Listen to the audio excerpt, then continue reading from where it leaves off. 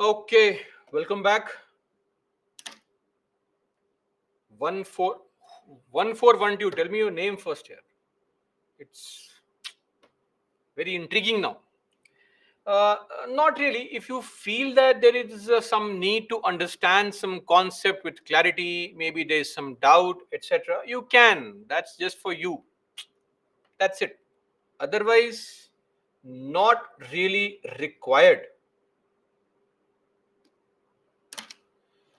Okay, let's wait for a minute. Others can join, and then we'll begin our discussion on clemency powers. In the meantime, issues, doubts, if any.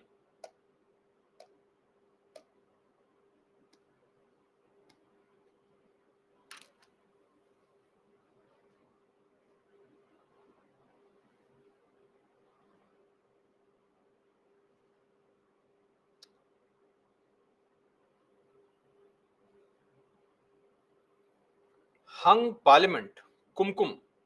See, as far as hung Parliament is concerned, the idea is that whenever in the lower house any party gets majority, meaning gets more than half of the seats, meaning its people, its politicians win on more than half of the seats, it gets to form the government. But if no party can get that number of seats, then what happens? Hung Parliament.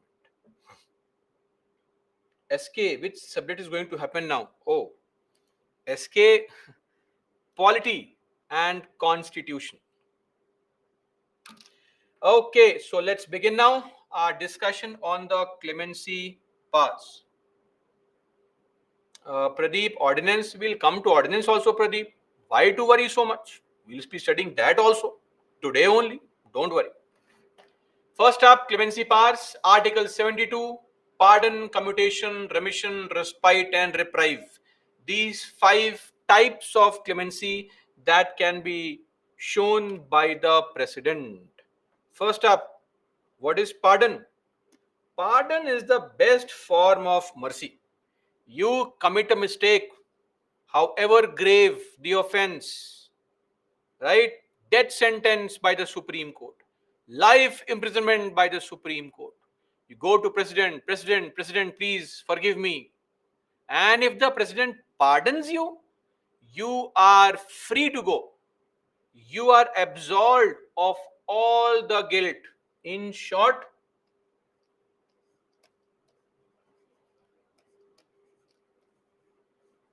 free to go. The sentence is removed, the conviction is removed, everything is removed. You're a free bird. Okay? Pardon. Second is commutation, commuting the punishment. So, in this case, we are changing the character of punishment. That is called commutation, changing the character. How is this done? What is changing character? So, somebody can, for example, be given or be awarded death sentence, and we change that death sentence to a life imprisonment. So unlike in the case of pardon where we have freed you completely, commutation does not mean you are going to enjoy life now. Punishment is still there. Punishment is still there, but we are changing the nature, the form of punishment. So earlier you were being given death sentence. Now you are being given what? Now you are being given life imprisonment. And one more thing that is normally a misconception in the minds of people: life sentence is not 14 or 20 years. It is till the natural end of your life. Okay? Sentence, Muhammad. A sentence is not the sentence that you form with words. Sentence means punishment given by court if they find you guilty. That's the sentence here. Are we clear? Commutation, it's a very common form of pardon shown when somebody is given death sentence. Usually their death sentence is commuted into life imprisonment. Then remission. What is remission?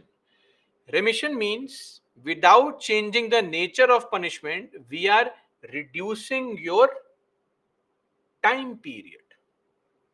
Period. Reducing the period without changing character. So here, example, let us say you are given 20 years of jail sentence. Now, if you convince the president, he or she can do what? Say, okay, go and be in jail for 10 years only. So, what has happened? Without changing the nature of punishment, your tenure, period of punishment is reduced. Okay. So, this is with respect to remission. Are we clear on this, everybody? Remission. Now, coming to respite. Now,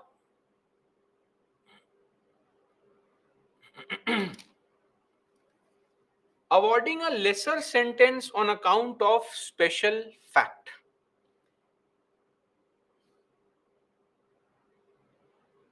Binata, sentence means, don't ask me English word meaning there. Come on. Sentence is an English word.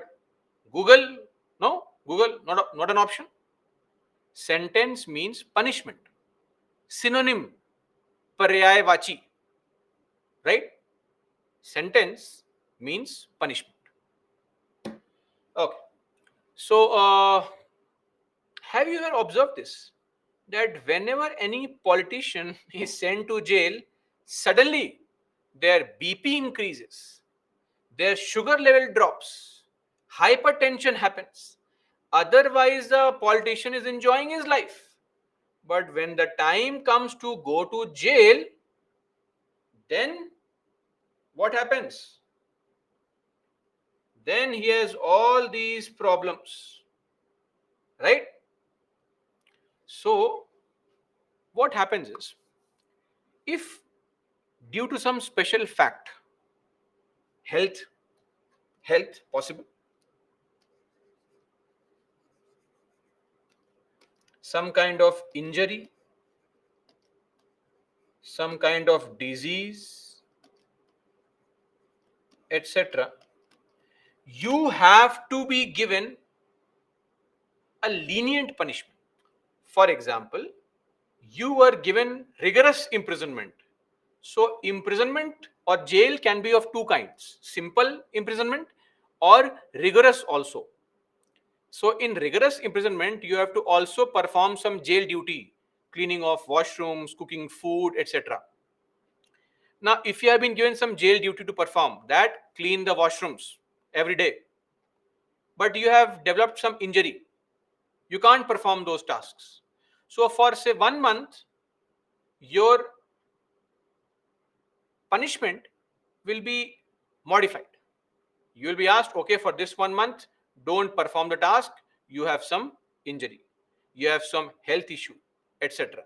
So, this is called respite, giving a lesser sentence because of some special fact, and this is for a temporary period only, not for a permanent period. Okay.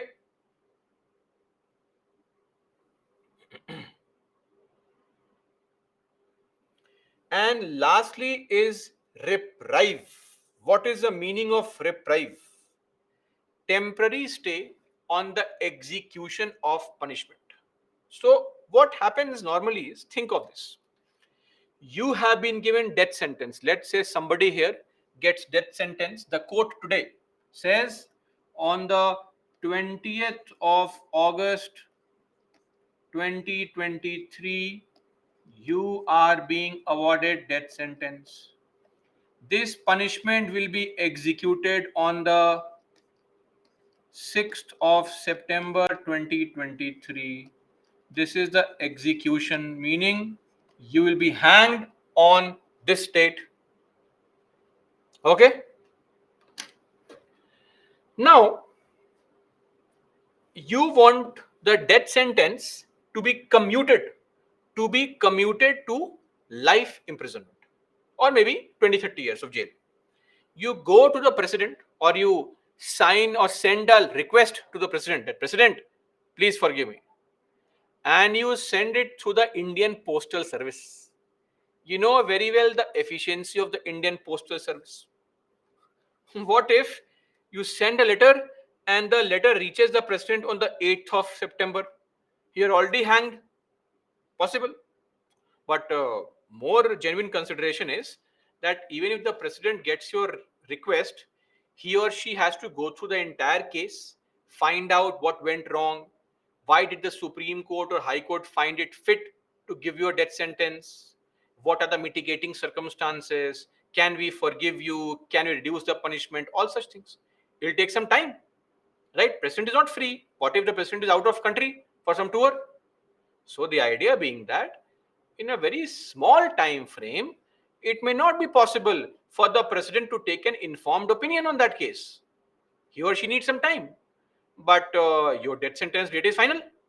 So we'll firstly get a reprieve done, meaning the president says, okay, you will not be killed on this date. Don't worry, wait in the jail. I will decide in the meantime and let you know whether you should be killed or not. Reprieve. Temporary stay order. Wait, stay on the execution of sentence pending the completion of clemency proceedings. In the meantime, let me see the case, etc. You sit in the jail, wait. I will let you know whether I accept your request or reject your request. This is called reprieve. Are we clear on this? Yes, Deepshikha, you can file as many clemency petitions as you want. I'll repeat reprieve once again. Reprieve refers to a situation where somebody has requested for commuting the death sentence, but you cannot impose a fixed time frame for the president. He or she is busy. They may take some time. The case requires some study, right? So, in that situation, of course, the president would need more time, and if they take more time and they do not do anything on that matter, you are being killed in between. So what we'll do is we'll tell you, don't worry, you will not be killed right now. So your punishment, which was set to be done, which was set to be executed, performed on a certain date, will not be performed. Let's wait, we'll keep it pending. Let me decide. If I decide yes, commute, then your death sentence is removed. If I decide no, kill this fellow, then you are killed. Simple. Are we clear on this? Respite. Temporary duration means you cannot be injured forever. If you are having pneumonia for 2 months, 2 months only. Why to give you a lesser punishment for 10 years? Right? So when the condition improves, the original punishment given. Simple. Sonu, when the president is on vacation, it does not mean when the VP acts as the president. Are we clear? The president is there. And even if the VP acts as the president, the VP has the same problem. He cannot leave all his work aside and start looking into the task of your case only. Right? It's a very simple point to understand. You are referring to the president and vice president. Hundreds of things to do every day. Right? It needs some time. So these are the 5 ways to show clemency. I think Deepshika did not understand or attend the class regularly. Please don't leave the session in between and don't watch TV, etc. Okay? Focus on what I'm saying. Please, no running off TV parallelly, etc. Respite refers to a case where somebody in the jail who is undergoing a punishment may develop some disease. Let's say you have high BP, you have to be taken to the hospital. You cannot undergo the punishment in jail. For 2 months, we are showing respite. that don't worry, you stay in the hospital, enjoy there, we are giving you lesser punishment. Hospital is 100 times better than jail. If you ever go to jail in future because of your behavior, you'll realize that jails are pathetic places in our country. Okay? Don't think of jails in USA. In countries like Sweden, etc., you're allowed to use internet in the jail. Nice food, clean rooms. Okay? It's like you go to that country, get in jail, prepare for UPSC, come back and clear the examination. That's how it is. But in India, Indian jails are not like that. Clear? If you are a hotshot politician, then possible. Otherwise, if you're a common human being, a normal aam admi, then please don't expect any kind of liberty in the jail. Clear? This is clemency. Now, great. Let's come to Supreme Court guidelines on clemency. Let's also further clarify. First up, understand this point here.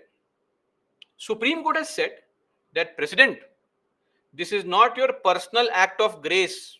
Large-hearted President, I forgive everything. No, no, no. Please make sure that when you show clemency, it has to be shown on genuine considerations. Don't show clemency on grounds of loyalty, religion, caste, etc. Are we clear? Clemency, if you show clemency, we can check it. President's decision is subject to judicial review.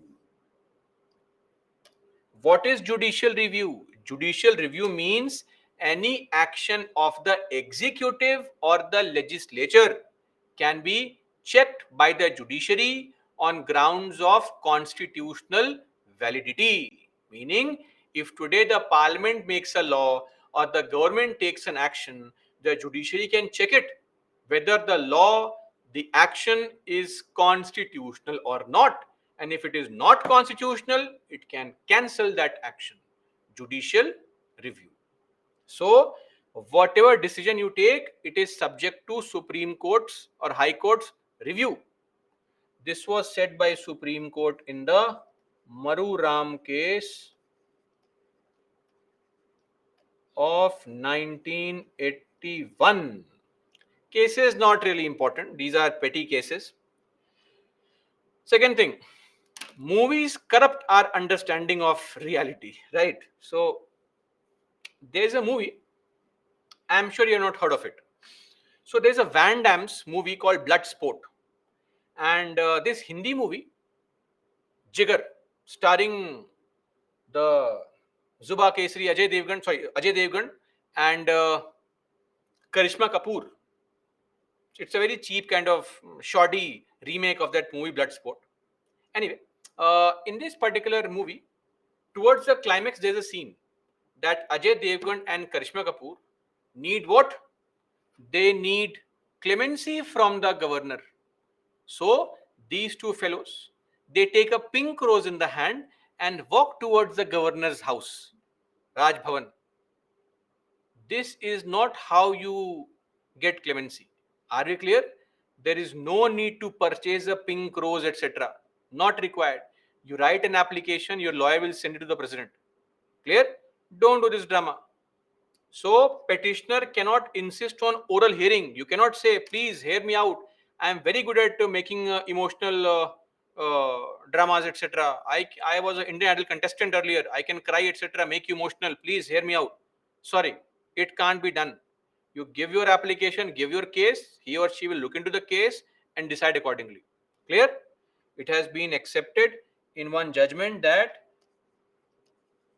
a petitioner cannot insist that please, president, governor, hear me out. So this is a Kehar Singh case, 1989. Then clemency powers are independent of judiciary. So I've been repeatedly saying this again and again, that clemency power is not the power of questioning the judiciary. I have accepted the punishment. I am simply saying, President, please forgive me. It is not like if the president forgives, the president is cancelling the Supreme Court judgment. Judgment was there, it was accepted, but somebody more important has chosen to forgive you. Clear? It is not like the president is above the Supreme Court and can cancel Supreme Court order. Nothing of this sort. These two are different things. Clear? And lastly, please look at the last point. Clemency power is not the president's power. Are we clear? It is a government's power. Home Ministry is the body which actually shows clemency. So far, I was using the word president. Article 74. Did I not tell you? Until and unless I tell you, it's always Article 74. Right? So, this was said by Supreme Court in the Shamsher Singh case of 1974.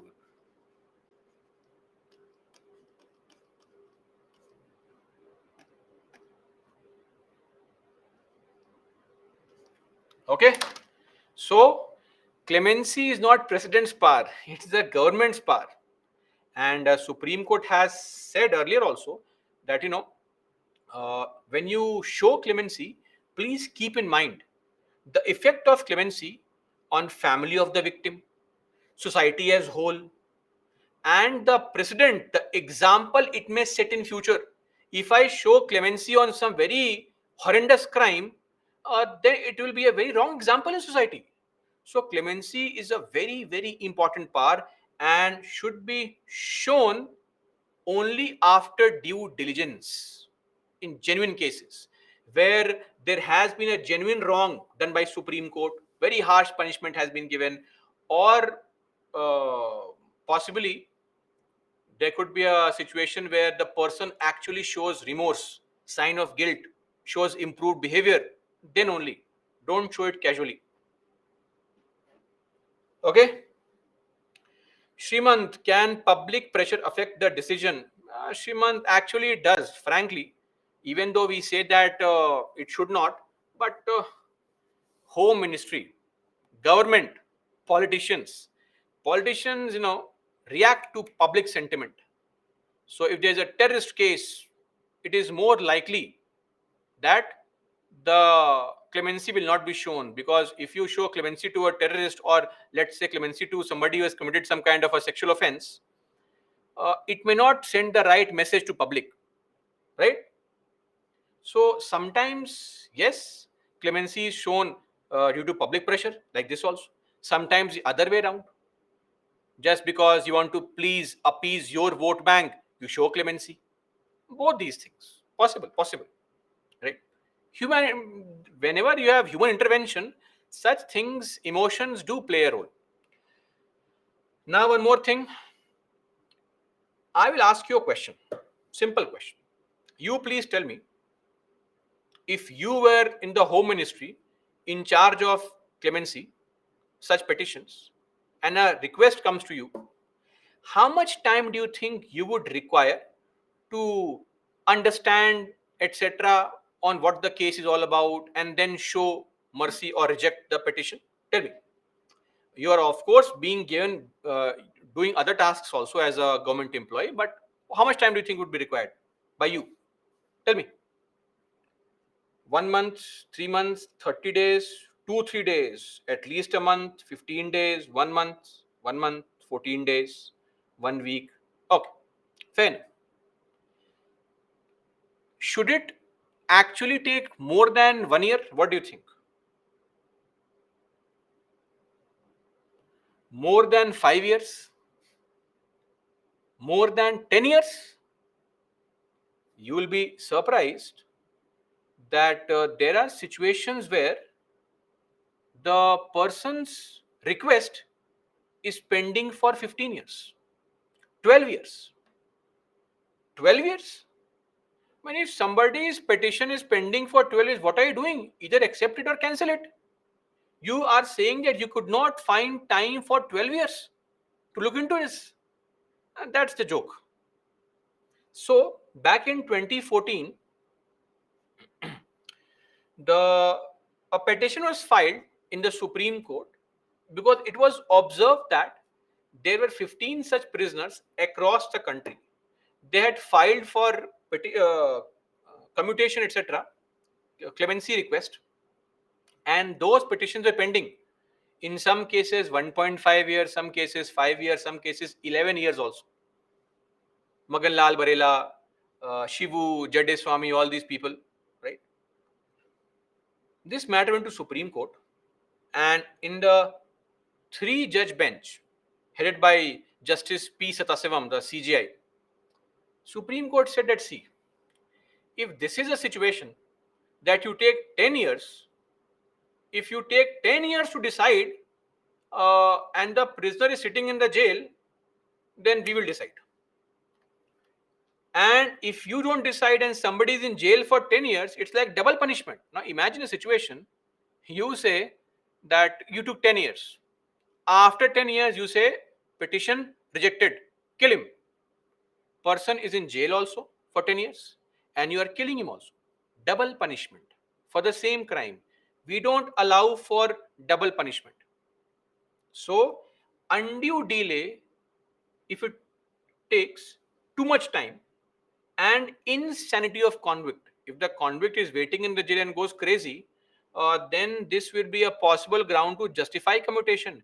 If you are not doing it, we'll do it. Why? Because this amounts to torture.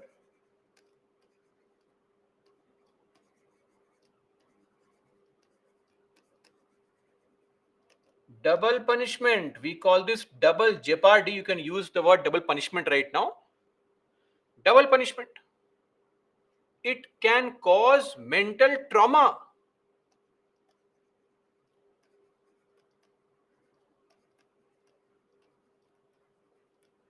It is dehumanizing.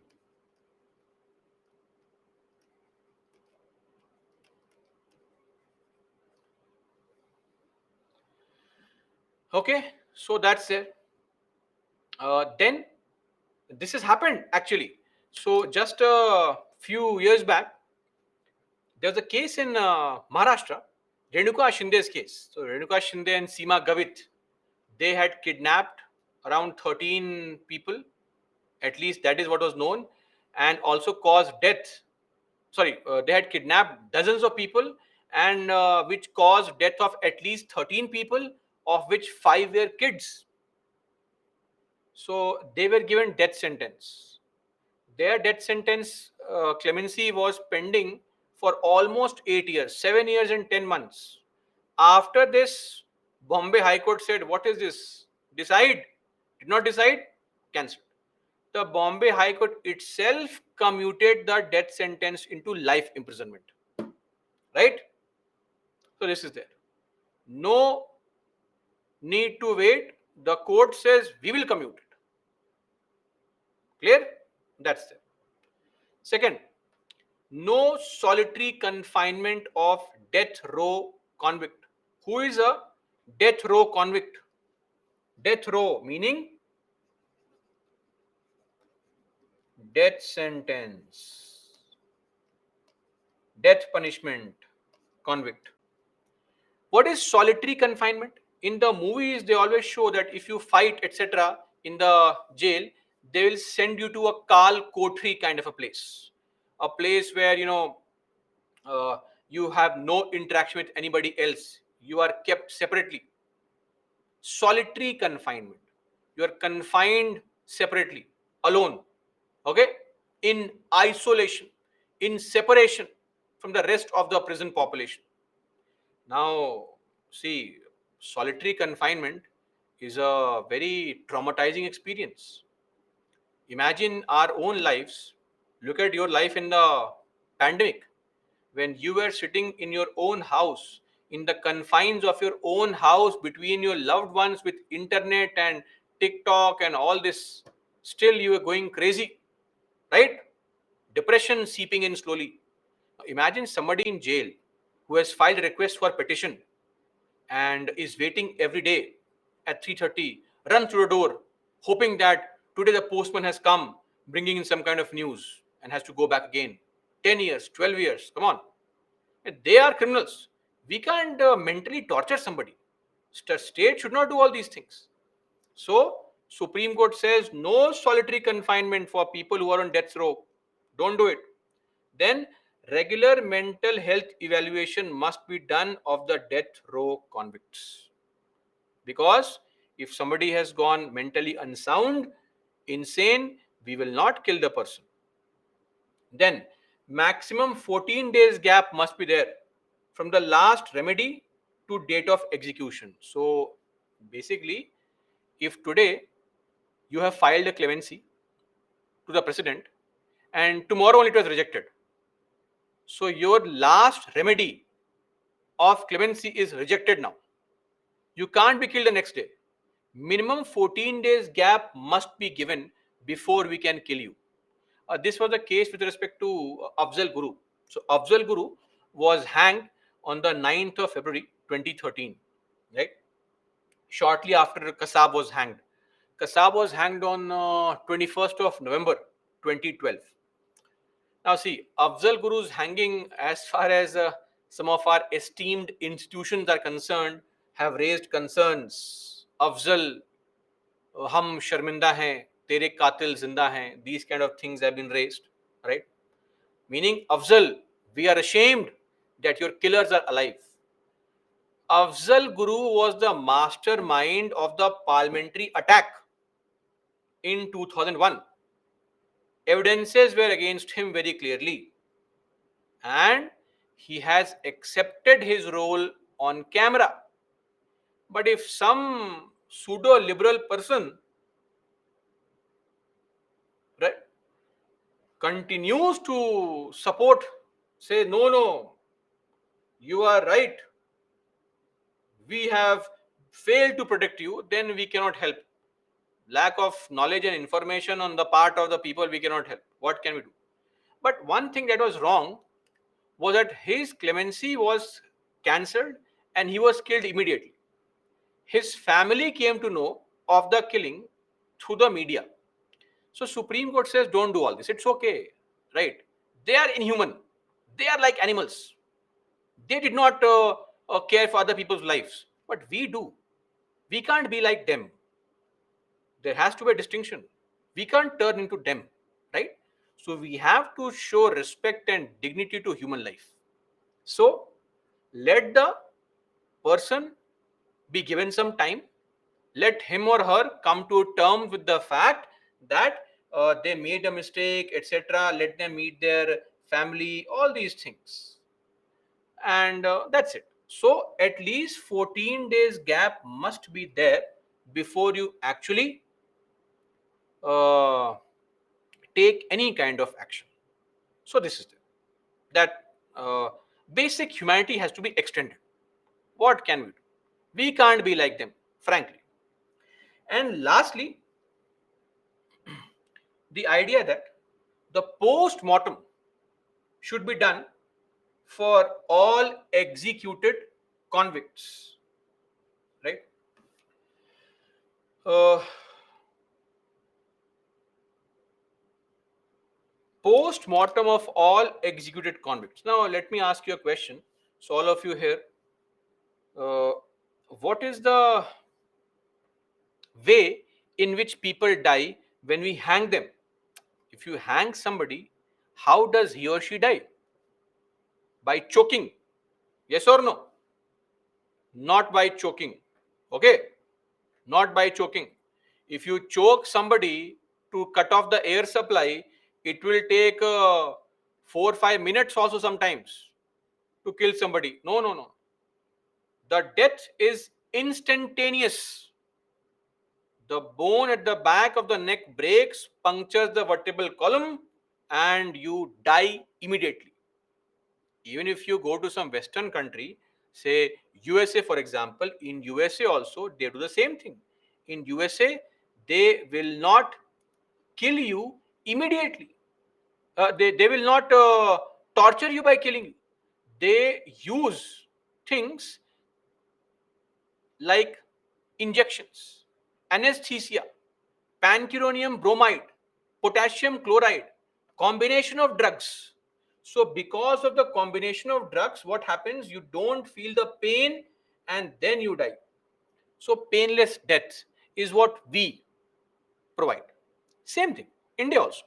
Instantaneous death. How is this done? So you die immediately because of the puncture of the vertebral column at the back.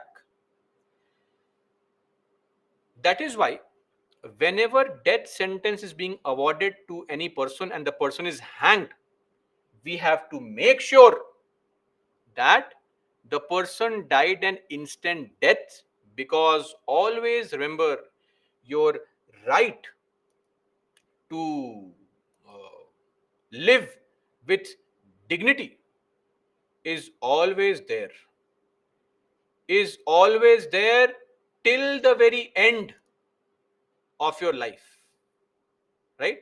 So till the time you are not dead, you have every right to live with dignity. We have to maintain that. Supreme Court has said that post-mortem has to be conducted to establish that you died instantaneously. Are we clear on this? That's it. Done. Uh, Siddhant, if one person after listening death sentence goes into mental state, no, we cannot. But we have to firstly ascertain that he is not acting. Sandeep, sir, why should we call him Guru? He is Afzal Khan. I don't know of that fact. I think his birth name was Muhammad Afzal Guru, but I don't know of this detail that his original name was something. If you know it, good for you, but I don't think Guru is some title given to him. It was just his name. Srimant, what kind of question will come? We'll discuss in the next class actually. Just enjoy, savor the moment right now of studying. Don't worry. Let me just firstly explain the answer writing process, and then we'll discuss what kind of questions have come and how to address it.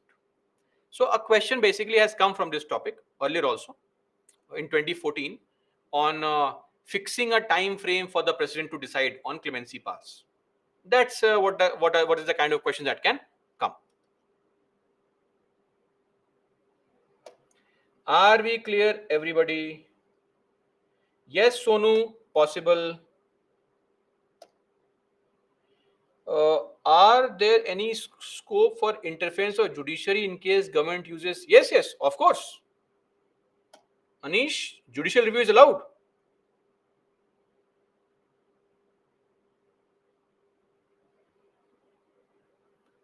No, Kambapati, that's not the problem, because what was the material on which, based on which the advice was given, that is beyond questioning. Okay, the decision is being questioned. That's it. Yes, Diana, absolutely correct.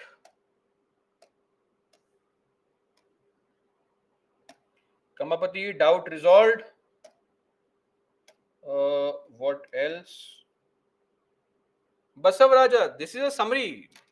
In this case, Supreme Court gave judgments with respect to wrongful delay on the part of government on commutation petition or clemency petitions.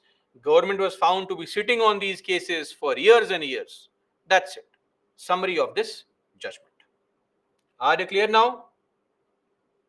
Okay, everyone, no concerns? Great. Let's move on now and let's discuss the legislative powers.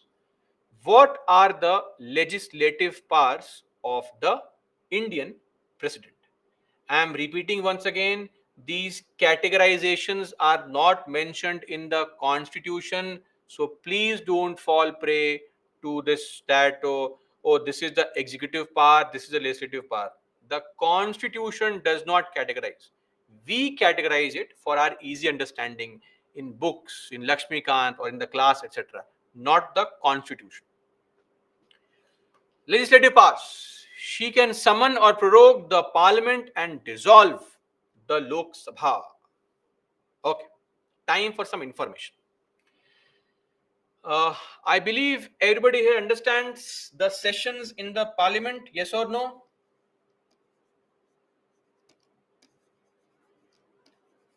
So MPs in the parliament, they meet regularly to discuss on the role of the government, their performance, function, etc. That collective meeting that takes place for a few days or weeks, that is called session. Okay, like over the course of next 5 6 weeks, we'll meet every weekend. Session. So the entire 6 week duration of polity will be called polity session. Now, there are three sessions that are held in the country. The first session of every year is the budget session, then the monsoon session, and the winter session. These sessions of the parliament are not mentioned in the constitution. Are we clear? So we may tomorrow have 4 sessions also. We may have 10 sessions also, etc. So budget session is normally held from January to April. Monsoon session, July, August.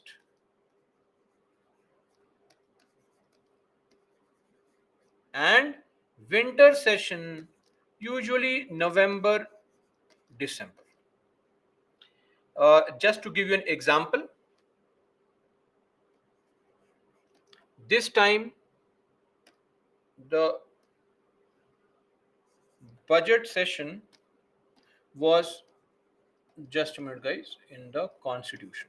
So this time the budget session was from 31st of January 23 and it ended on the 6th of April. These dates are not fixed. I am just giving the example of this year. Or for example, the recently concluded the monsoon session. It started on the 20th of July 2023 and the fighting in the and the sessions of the parliament continue till 11th of August 2023. Or the last year's winter session started on the 7th of December. Normally it starts in November, but last year it was a small time and continued till 23rd of December 2022. Now, date's not important. Just gave the example for you to understand. The point here is these sessions have to be called by somebody. Who calls all the MPs? MPs, come on, come to Delhi. Let's meet in the parliament. When we call all the MPs to come and meet for the session to begin, we summon all the MPs. Summon. Summon means session begins. And who issues order for summoning? The president. She can summon or prorogue the parliament, meaning she will call and also prorogue, end the session. So one thing is summon. Summon means a session begins, and prorogue, Prorogue, prorogue, prorogation. This means session ends. Both these things are done by the very powerful president. Again, let me clarify, this is all done on the advice of Article 74, Council of Ministers, not the president's real power. One more thing. Maximum gap between two sessions. See, how many sessions will take place in 1 year? That is not mentioned in the constitution. But what is mentioned is that between two sessions, there should not be a gap of more than 6 months. So, maximum gap between two sessions can only be 6 months.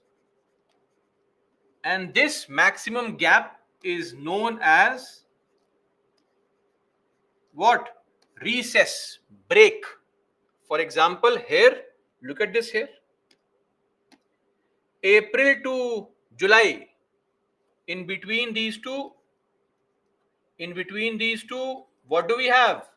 Tell me.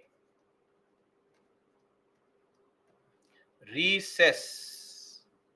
Are we clear? Recess. Gap between two sessions. When the MPs go back home to their constituencies and work for their own, not their own benefit, the benefit of the people of the constituency. Clear on this, everybody? Now, these things are actually mentioned in the constitution, all these things. Article 85 mentioned it. One more thing. Sessions start, sessions end. After every 5 years, the house is dissolved completely. Don't think dissolved means it is dissolved only. No, no. Dissolved means the tenure of house is over. Life of house is over. All the MPs are said, come on, get lost now. We'll have new elections. New MPs will come. That is called dissolution of the house. Dissolution of the Lok Sabha. Who dissolves Lok Sabha? The president dissolves the Lok Sabha. So this means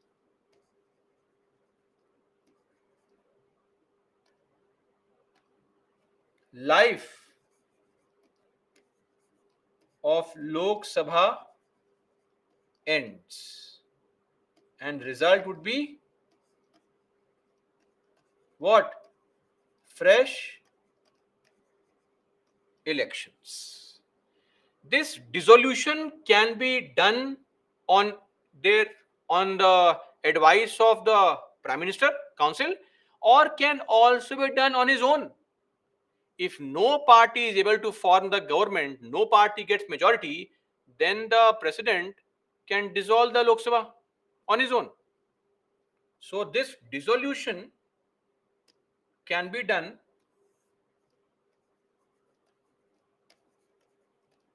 on advice of Council of Ministers or on his own when no party can form the government. This is the discretion. So dissolution of Lok Sabha can be a discretion or may not be a discretion. It depends. Are we clear on this? Everybody? No doubts here? Srimant, I have mentioned president. Why are you saying presiding officer? President. President. Okay? Now, let me also help you understand what is a sitting. Sitting. What's a sitting? Today, you all assembled in your house in the morning at 10 a.m. and we'll end our discussion at 8 a.m. So the entire polity session of over 5-6 weeks comprises of various sittings on Saturday and Sunday. Similarly, every day the MPs come, right? MPs come, sit in the parliament, discuss, argue, question, fight, pass bills, and go back home. So collection of sittings becomes a session. So second thing that you should know is what is a sitting.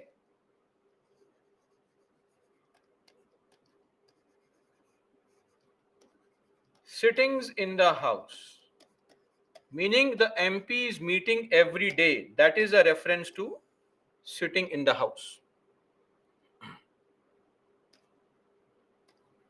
So let's take a timeline for you to understand. This is the timeline.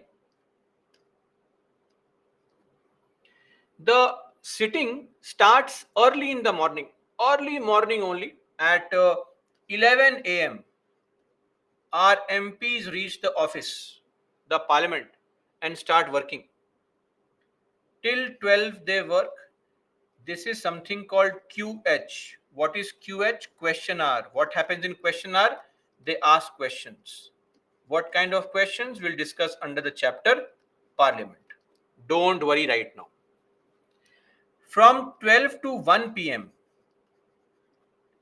0 hour.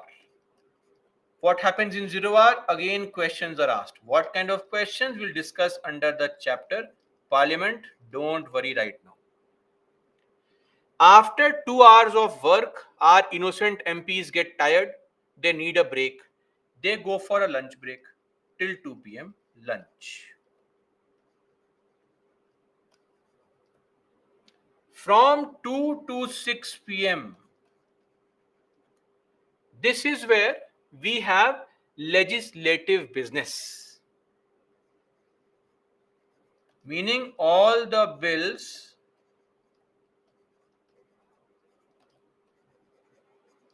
are discussed during this period only. Are we clear on this? This is what happens every day in the house, called sitting. So today when we are meeting, it's called the sitting of polity. Clear? Now, whenever at 6 p.m., like today in the evening at 8 p.m., I'll say, okay, guys, that's all for today. Go and enjoy, waste your life. I mean, study properly, etc. Same thing, the MP, the presiding officer, the speaker, the chairperson, at 6 p.m., after looking at the MP's face who are dying to go back to their room, will say, okay, MPs, let's end the sitting for today. So sitting ends. We call this adjournment. What? Adjournment. Adjournment means end of sitting, right? And the date of next meeting is fixed. That come tomorrow, no problem. But sometimes the date of next meeting is not fixed. Imagine in the last class of polity, I will say, okay, guys, that's all enough of polity now. Study something else. I don't care. My task is over. Class over. I will not tell you, let's meet next weekend. The management here will tell you what to do next. Similarly, on the last working day of the session, the presiding officer will end the sitting. But since the next day of meeting is not decided, next date of meeting, he will adjourn, and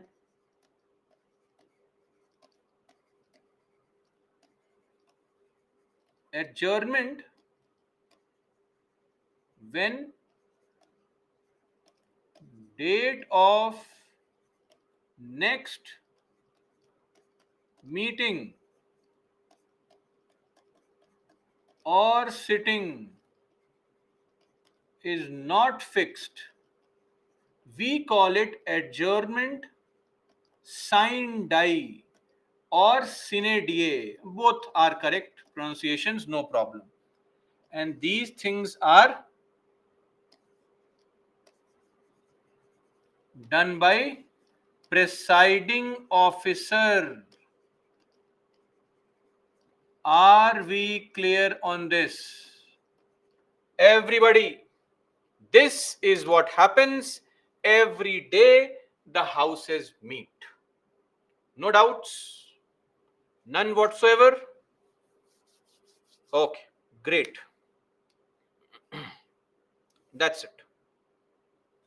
Presiding officer means the speaker or the chairman, the boss in the house who runs the house. the monitor of the house is called the presiding officer. He is either the speaker or the chairman. So in the Lok Sabha, we call the presiding officer as a speaker. In the Raj Sabha, we call the person chairman. Clear? Okay. So this is the legislative power of calling people, MPs, and ending the session.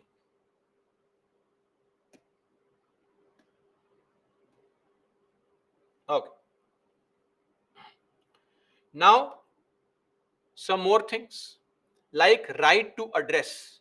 So, president can address at any given point of time she feels like. Firstly, let's say the president today at 3 a.m. at night, the president is reading or watching some YouTube shorts, motivational video, how to give a public speech.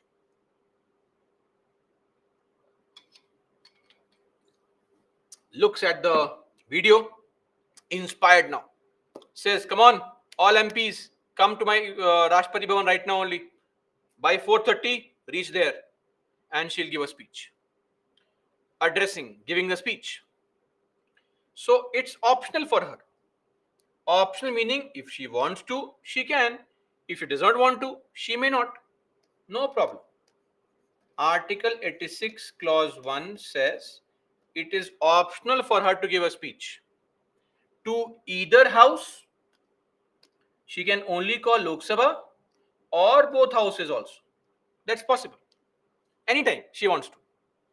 But there are some situations or some occasions on which it is mandatory for the president to address both the houses assembled together.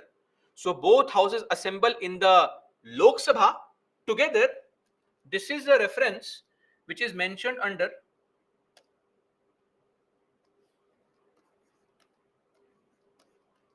Article 87. Mandatory attendance or address. Both houses of the parliament assembled together. And when are these occasions? Number one, the commencement of the first session after each election. So when in 2019 elections took place in the Lok Sabha, for the Lok Sabha, and after the newly elected MPs came, the first meeting that was held, the first sitting, was addressed by the president. And every year, every year, the first day of the first session. So, what is the first session of every year? Budget session. So, the first day of the budget session, it begins with president's address. President gives, this is the budget session's president address. She is giving speech to both the houses assembled together. So, we have the speaker here, we have the chairperson here, both are assembled together, and we see that the president gives this speech. Article 87 is important. Please remember this situation. Clear? Srimant, again, Srimant, come on here. I am telling you again and again. Don't worry right now. Towards the end of this module of President, I will tell you, I will not run away. I won't hide information from you. I will tell you which article is important and which is not important, which has to be mugged up, which is not to be mugged up. And crowd in general, please don't panic and all. Yeah, come on. I have been saying this since morning. Why not paying attention? Okay. Please wake up from slumber. Don't sleep. Just 1.5 hours more. We can do it. Okay. Now, right to send messages to parliament. The president also has the right to send not WhatsApp message and all. No, no, no. Right to send messages with respect to bills, etc. Okay. With respect to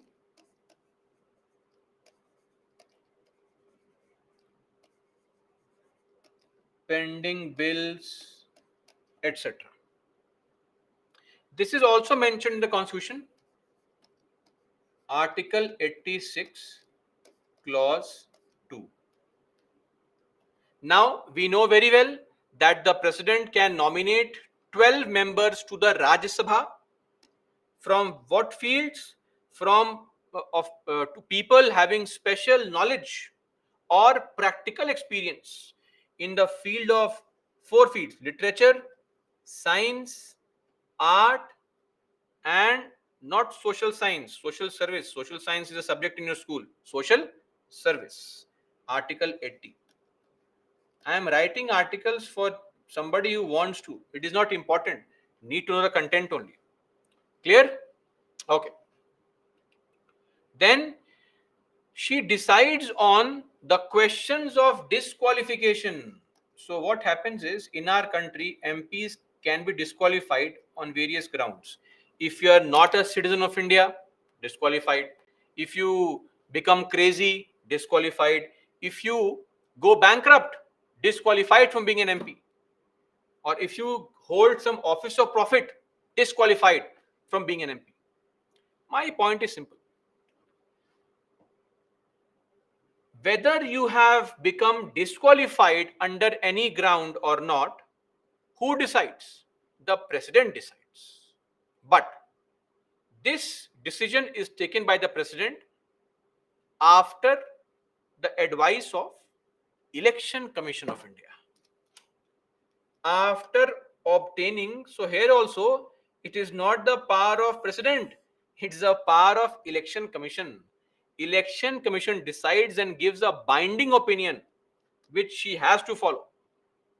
Then sometimes there are certain kind of bills which, if you want to introduce those bills, you need the prior permission of the president. For example, we saw one such example: money bills. What are money bills? Discussion later on. Or one more example, Article 3. What is Article 3? Later on. Then she can also summon a joint sitting of both houses of parliament. So when we discuss the passage of bills, I'll explain to you what is a joint sitting, how can this take place. Sometimes, there is a conflict between Lok Sabha and Rajya Sabha over the passage of bills. Both houses are fighting on the right way to pass the bill, or somehow one house says, I want to pass the bill, other house says, no, I hate this bill. So joint sitting can take place when both houses are said, come on, both come, sit, now vote. That's called joint sitting. Now, lastly, ordinances. This is actually the only constitutionally mentioned legislative power of the Indian president. Article 123. Are we clear? Let's look at what is this ordinance. Firstly, let me just again mention this point and let me read it for you. Under part 5, chapter 3 is this. Look at the heading of chapter 3. Legislative powers of the president. As I said, this is the only constitutionally mandated legislative power of the president. Clear? So if a question is asked, mention the legislative power of president, you have to mention only ordinance. Don't mention other things. If a question is asked, mention the legislative power of president. I'm repeating, please mention only ordinance. Don't mention other things. I hope this point is clear now. Ordinance, actually, this power is there with both the president and the governors. So president, article 123,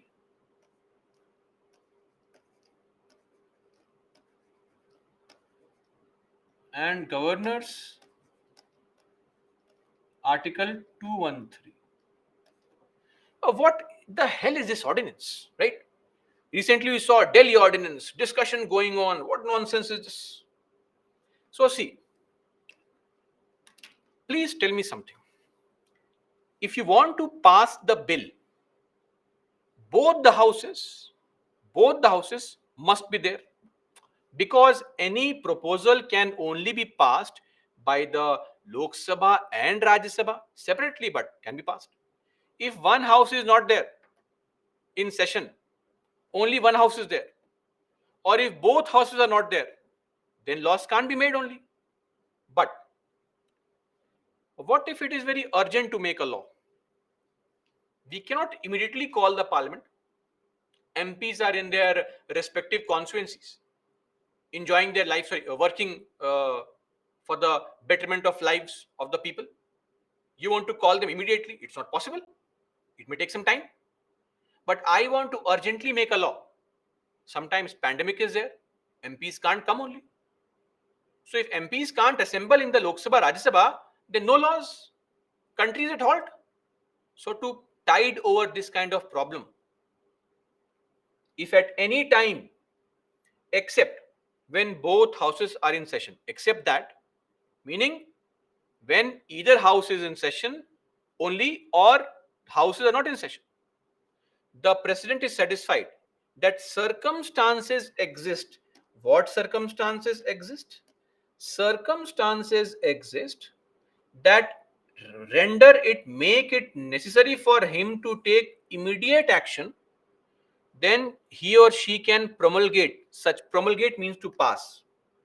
Like bills are passed, ordinances are promulgated. Just a use of words. Promulgate such ordinance as the circumstances appear to him to require. Clear? So she can promulgate ordinances when either house is not in session. Ordinance. Ordinances are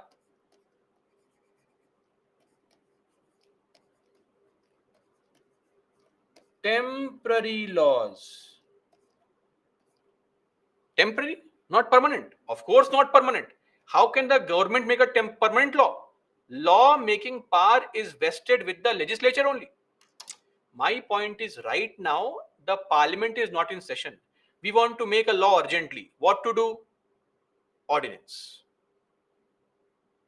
But then, ultimately, the ordinance must be approved by the parliament. So, whenever an ordinance is promulgated, when the next time the houses meet, whenever, next session, the government has to table this, put this ordinance in the house. That house, when you guys were not there, it was urgent, we passed this temporary law, you please approve it. And if the houses want, they can approve it. Clear? So it shall be laid before both houses of parliament and shall cease to operate at the expiry of 6 weeks from reassembly, unless approved. Meaning, within 6 weeks, you have to get the approval of the houses. If the houses don't approve within 6 weeks, the ordinance is cancelled, ceases to operate, ends, is over, dead. In the words of Rahul Gandhi, khatam. Clear?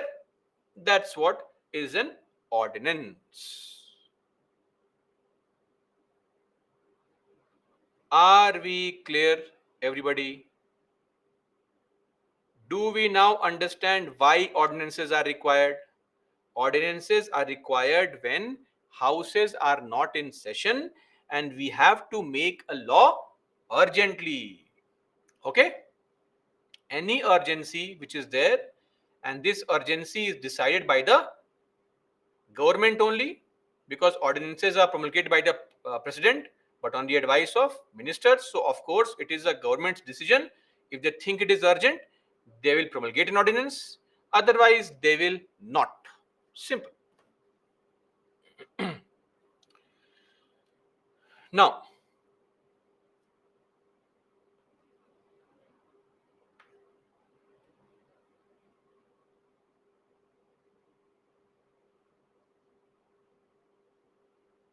Gaurav, sir, Delhi ordinance bill is of such category. Yes.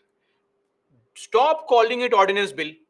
Ordinance is ordinance, bill is separate. Don't merge these two. Why? See, any ordinance or any provision being implemented through ordinance is nothing to worry, because eventually you have to put that temporary ordinance in the house only, and the house has to approve it. So it cannot sustain for long. Paniala, that law is implemented before the approval of parliament? Yes, yes. From the date the ordinance has been promulgated, that comes into force. But if the parliament does not approve it, that ordinance from that date is cancelled. Siddhant, after 6 weeks, automatic if not approved. Yes, after 6 weeks, it is cancelled automatically. Krishna, sir, in between the time period of approval in parliament, this ordinance will be in action. Yes, it will be in action.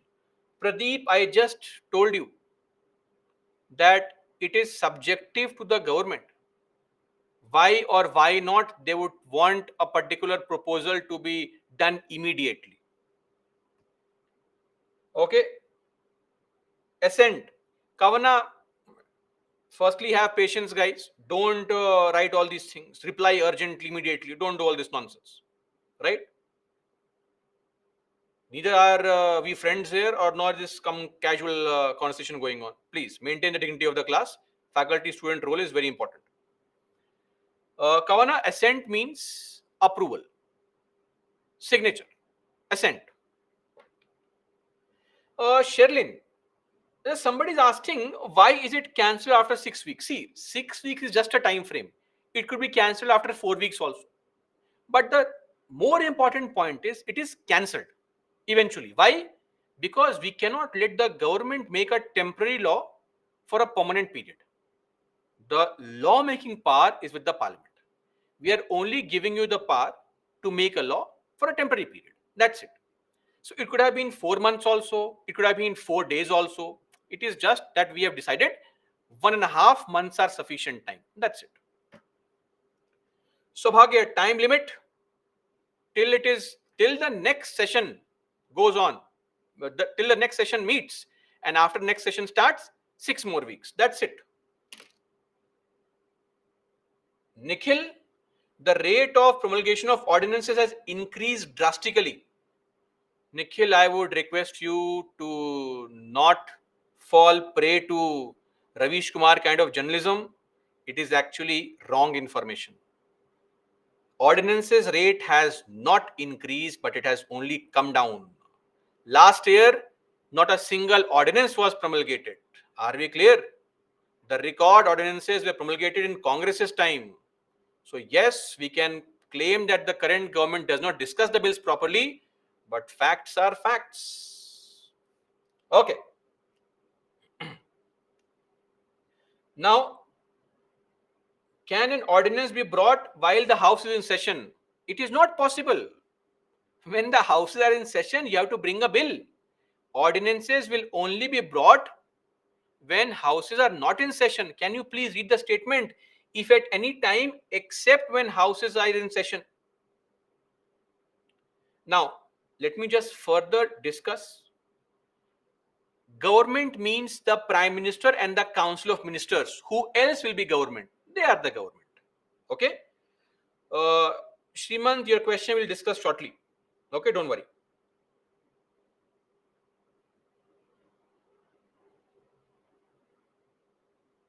Okay.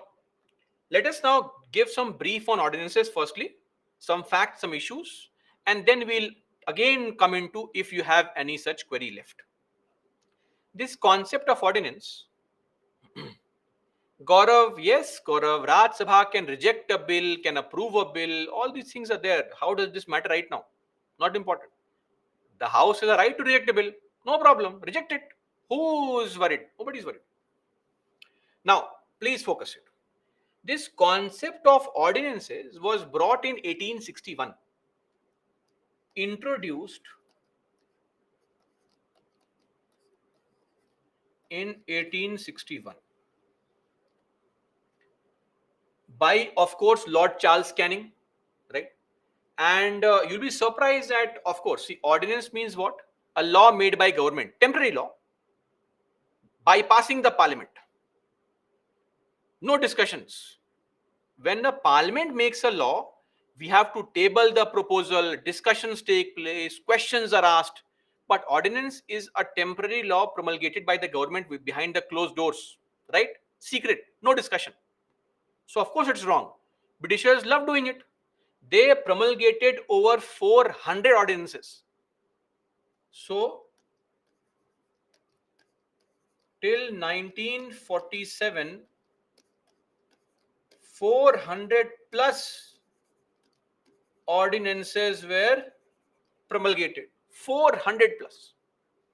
But then, one more thing, see, ordinances do violate very important aspect. Issue number one, here we are giving the power to the government, the PM, the Council of Ministers, they are called the government, power to the government to make a law, which is wrong. Executive cannot make a law, legislature should make a law. So, is it not the violation of separation of powers? Tell me, yes or no? Yes. Number two, as I said, as I said, ordinances are made behind closed doors by the government. We don't see the discussion. It's not the parliament. So you are basically flouting the very basic norms of democracy. No accountability, no discussion, right? So it also violates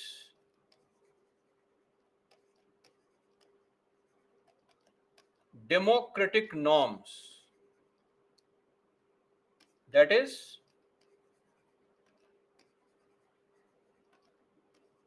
no discussion takes place.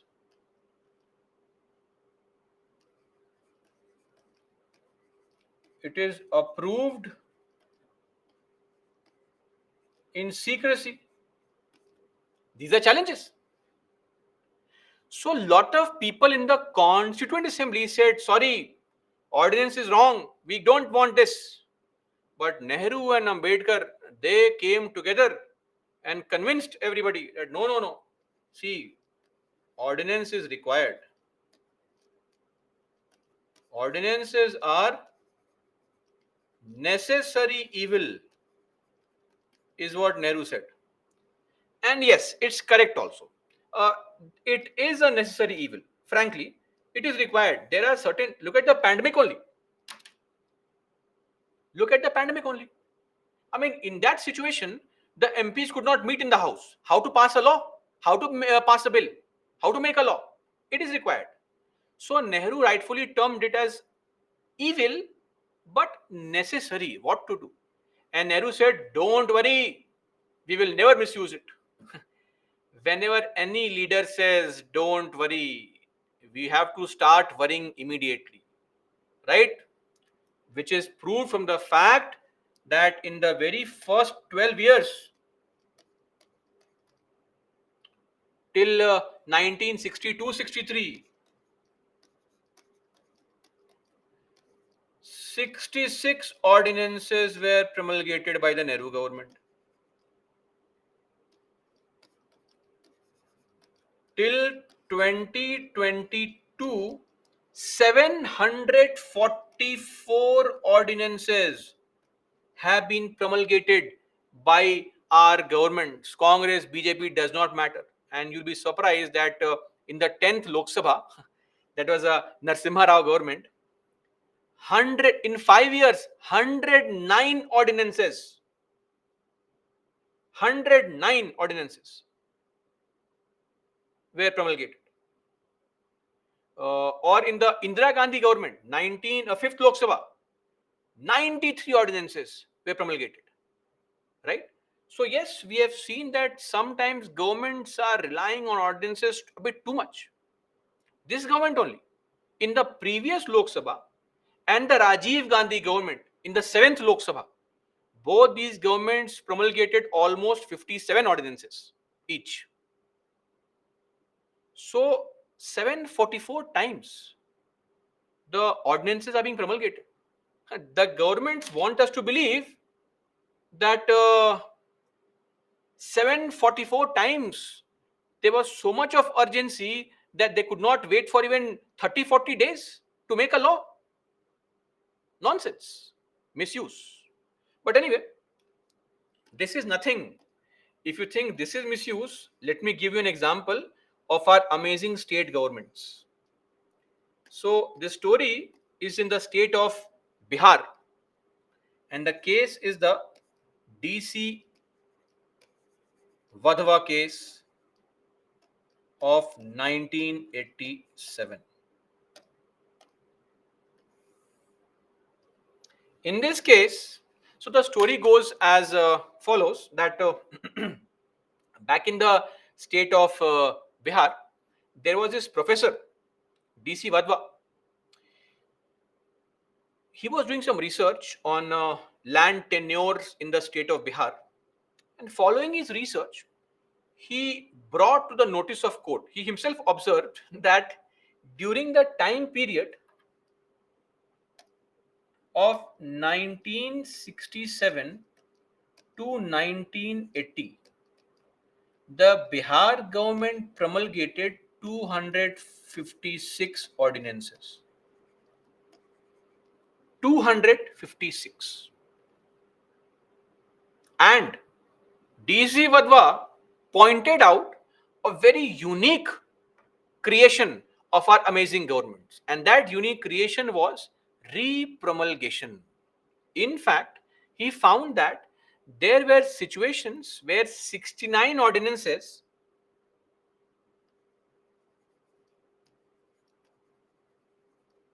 were repromulgated. Now, what is the meaning of repromulgation? Let me clarify, and please follow properly. We have sessions, budget session goes on, then some break is there, monsoon session goes on, break is there, winter session goes on. Next year, break is there, again budget session goes on, again break is there, monsoon session goes on, again break is there, winter session goes on. Are we clear with this? This can continue. Now, look at what the government did, and please follow carefully. As soon as the session was over, session is over, MPs have gone home, now houses are not there, they will promulgate an ordinance. Ordinance is promulgated. This ordinance continues. Then the houses meet. Within 6 weeks, the ordinance must be approved. It is not approved. They don't table it only. The government let the ordinance lapse. It's okay. Ordinance over. No problem. The session ends again. As soon as session ends, the same ordinance is brought again. Again, same ordinance. Again, the ordinance continues. 6 weeks are over. House has met. Don't table it only. Let it lapse. It ceases to operate. Let it end. Ends. Again, the session ends. Bring the same ordinance again. Again, let it continue. Again, it is over. Again, the session ends. Bring the same ordinance. Keep on bringing the same ordinance over and over and over again.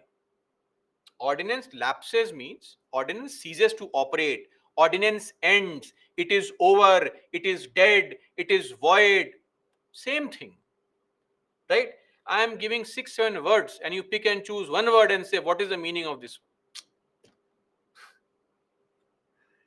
As I said here, that within 6 weeks, if you do not get the ordinance approved, the ordinance ends, ceases to operate, is over, is dead, cancelled, null, void. Okay? This kind of situation sometimes happened for over 14 years. Right? Over 14 years. Then what's the point of parliament or the assembly? If your target is to not bring the ordinance in the form of bill and keep on running a parallel kind of lawmaking enterprise, then remove the assembly only. The assembly's task is to pass a bill, but you are never tabling the ordinance. Then what's the task of assembly? Remove them, throw them out. You're wasting money on their salary. Now, if you read the constitution, it does not mention that this is not allowed, because our makers did not think only, that our future politicians will be geniuses like this to find out loopholes. So the DC Vadwa, in this case, Supreme Court said, what is this nonsense? This is a fraud on the constitution. Now, you can't call this unconstitutional. So, Supreme Court said, repromulgation is a fraud on the constitution. Fraud. It tried to scold the Bihar government. Shameless people. You are committing a fraud, finding loopholes, misusing it. You are trying to scold politicians. Really? In our country, scolding does not work. Thrashing works. Look at yourselves only. When until unless parents thrash, people don't change. Thrashing. DC Vadwa judgment, Supreme Court thought I have scolded the government. Now they will improve themselves. Forget that. Within 2 years, in the same state, they brought one more ordinance. This ordinance was called uh, Bihar Non-Government Sanskrit Schools Taking Over Management Ordinance. So basically, what happened in the state of Bihar, there were some private Sanskrit schools. I think 429 Sanskrit schools were there, which were private schools. The Bihar government took over these schools. Now, when it took over these schools became government schools. Teachers became government teachers. Very happy. Government job. Started getting married, taking dowry, etc. Government job. But this was done through an ordinance. And the problem is that if you don't get the ordinance approved by the legislature, the ordinance is over. The powers are over after every 6 weeks of reassembly and during the entire recess time. They did not get it approved. They would keep on bringing the same ordinance, repromulgation. Just 2 years back, you have been scolded by Supreme Court that don't do all this. What's the difficulty? Bring a bill, get it passed. But they did not. They kept on doing this. Finally, a new government came to power. It did not repromulgate the ordinance. Ordinance lapsed. All that schools back to private schools, teachers back to private teachers. Lost their government job. Went to High Court. High Court said, sorry, repromulgation is wrong. Cancel. They went to Supreme Court. Supreme Court finally gave a judgment very, very quickly. This matter was of 1989 and judgment came very quickly in 2017. The speedy delivery of justice in the country. But this judgment has tried to rectify lot of wrongs done in the name of the ordinance. Now this judgment has actually ensured that the misuse of ordinance is minimized. Minimized. You cannot eliminate it. Minimized. So what the judgment says, number one, is that ordinance promulgation is subject to judicial review. Meaning, why have you brought the ordinance? What is the urgency? What is a need? I will check it. Okay? First thing. Now, this is nothing unique. They had done this earlier also.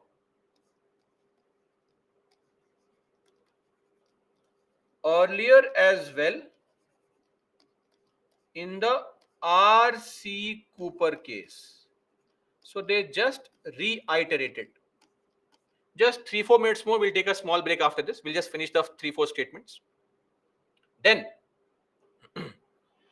it is mandatory. So what was observed was that these governments would deliberately let the ordinance expire, lapse, end. They would not show it to the parliament only. They would not show it to the assembly only, and then bring it again. So now the Supreme Court said, sorry, it is constitutional obligation that if you have promulgated the ordinance when the house was not there, when the house meets, you have to show them that, see guys, when you're not here, we made this temporary law. You please approve it or cancel it. Mandatory now. You can't escape that. Number three, re-promulgation is not allowed. Now. Here Supreme Court has said that it will only be allowed in exceptional circumstances, but can be done under exceptional circumstances. For example, let's say the ordinance is brought towards the end of the house. Last few hours are left. Today is the last sitting. Okay, it's 5:55 p.m. and government says, "Sorry, speaker, forgot ordinance. Please discuss." Now 5 minutes are left. What to do? We have to cancel it. It's left undiscussed, cancelled. So what happens now? Again, the session ends. Again, bring the same ordinance. So this can be done. So that is the exception that is there, which governments misuse. And lastly, the court said that see, if the ordinance has been cancelled or ordinance is not approved by the legislature, every action that you took in the name of the ordinance will have to be repealed, will have to be cancelled, will have to be taken back. The Krishna Kumar Singh judgment, a 7 judge bench judgment with 5:2, largely sought to rectify the shortcomings of the ordinances. Okay, that's it. Let's do one thing. Let's take a quick break, not more than 10-12 minutes. Let's come at 7:15. Okay, and I'll give you some pointers on what can be the steps taken in future also to further prevent misuse of ordinances. Okay, break please. Please come back at 7:15.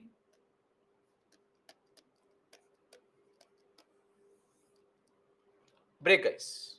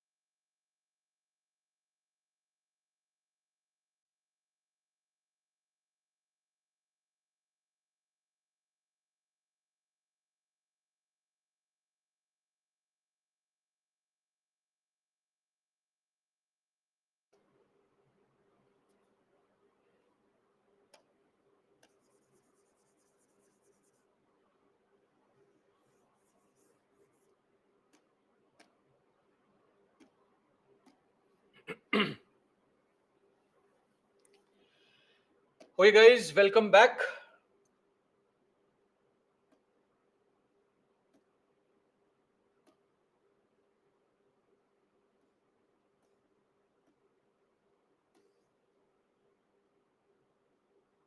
Yes, Omkar, absolutely correct.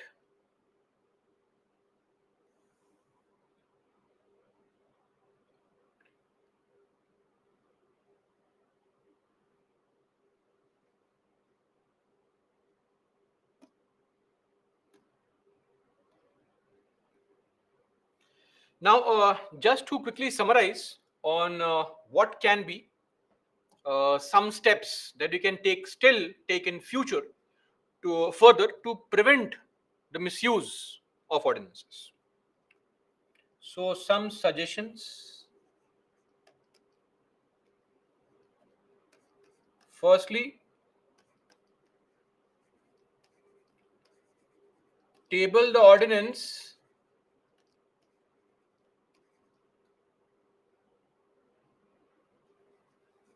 at the beginning of the session.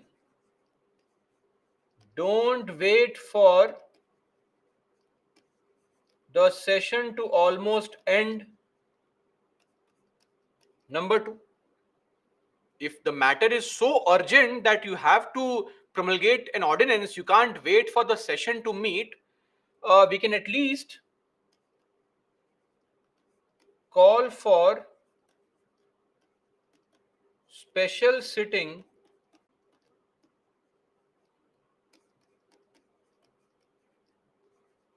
ideally 7 to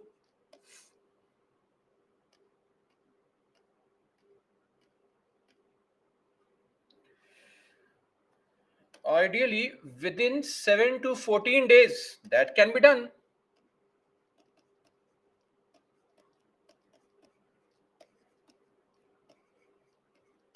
If the MPs cannot come right now, they can come in 2 weeks, 1 week. Then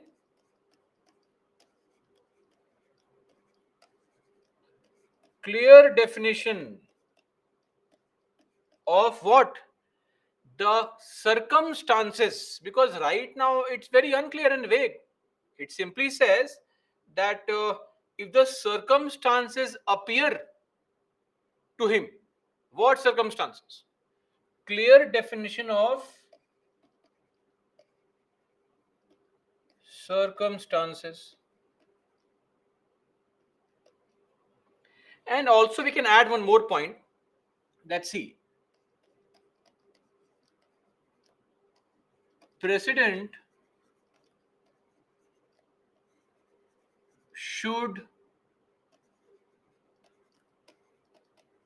exercise caution. That is use of Article 74.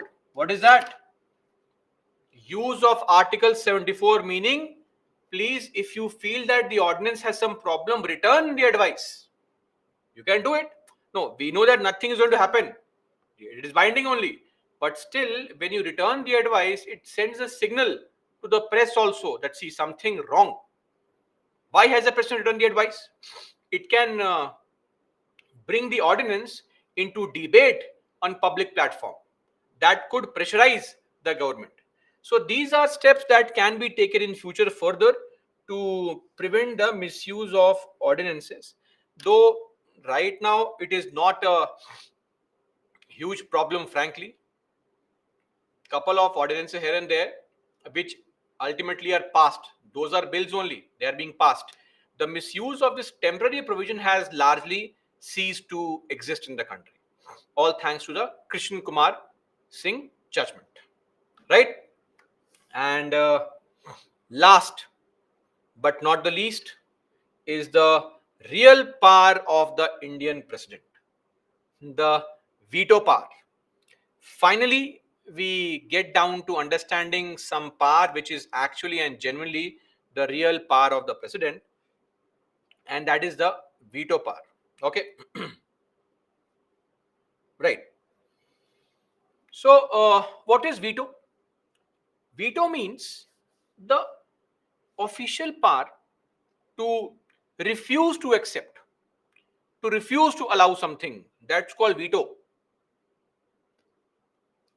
Veto means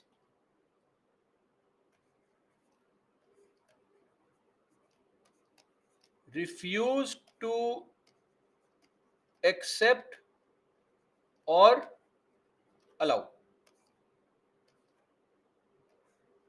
Veto. Now, how does this come into picture? First up, let's take an example, the case of ordinary bills. These bills are not monetary bills, etc. These bills are general type of bills, ordinary bills. Types of bills we'll discuss later on. Just understand any general bill, ordinary bill. Now, what happens here? In case of ordinary bills, see, every bill is brought in either Lok Sabha or Rajya Sabha and is passed by the houses. So, Lok Sabha and Rajya Sabha, they together pass the bill. Fair enough?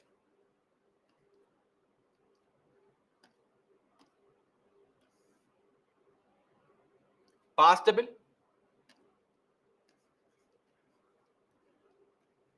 Pass bill. Then the bill goes to the president. And that's when the story starts. Now, what can the president do? Options before the president. Point one, the president says, okay, very nice. President gives assent. What is assent? Approval, signature, signs on it. Are we clear? Gives assent, approves. Once the president gives assent to the bill, what happens? The bill becomes act. Yes? Okay. All nice, smooth sailing. But sometimes the president will reject the bill or will withhold his assent, say, I will not sign.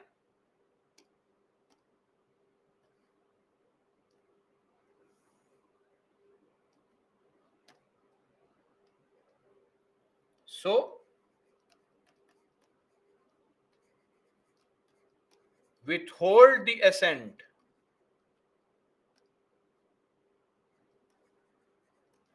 or reject. Assent means to give approval. Please focus on. Somebody asked this question some time back. I mentioned that assent means to give approval, sign. Joining the class in between and asking word meanings. Okay. If the president withholds his assent, rejects the bill, throws away the bill, what does it mean? The bill is over. Bill is dead. Lapses. Over. End of bill. This power to reject the bill, to refuse to sign, this power is known as absolute veto.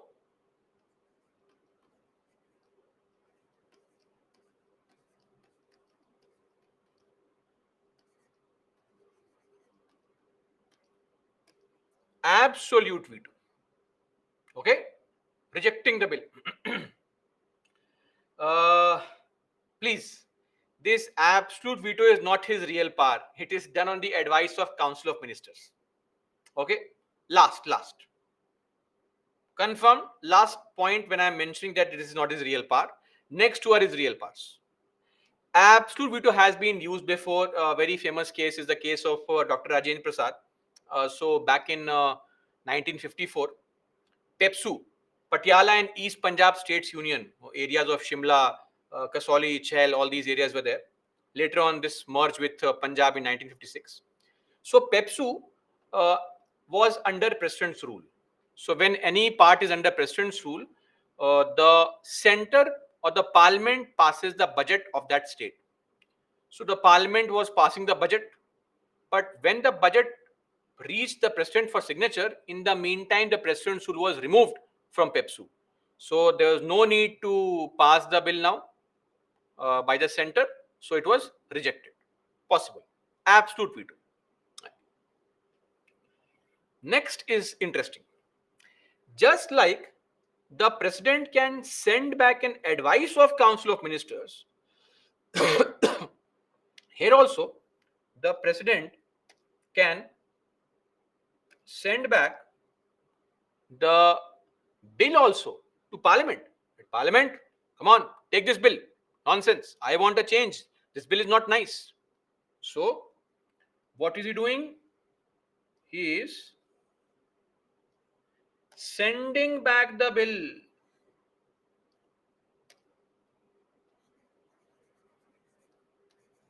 Send back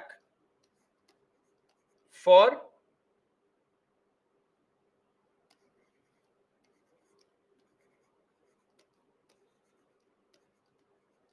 reconsideration. Now, Shrimant, I can't give a background on Pepsu and all because that would mean discussing a separate topic only. That's why examples need to be understood in the limited context only, right? Otherwise, this subject will never be over, right? So it's okay. It is not really required. There are hundreds of examples. I know I cannot give all the examples right now because that is not relevant for the examination, right? We have to focus on the examination point of view, not to impress random people in the public, right? Limited information, but strong content is required. Don't worry. Just understand absolute veto was used once in 1954 by Dr. Rajendra Prasad. Absolute veto was used in 1954 by Dr. Rajendra Prasad. That's it. Nothing beyond this is required. Now, when it is sent back for reconsideration, the Lok Sabha and Rajya Sabha can look into the bill and can say, President, very good suggestion. We incorporate it. Or can say, President, sorry, we don't like your suggestion. We are going to pass the bill again. If they pass the bill again,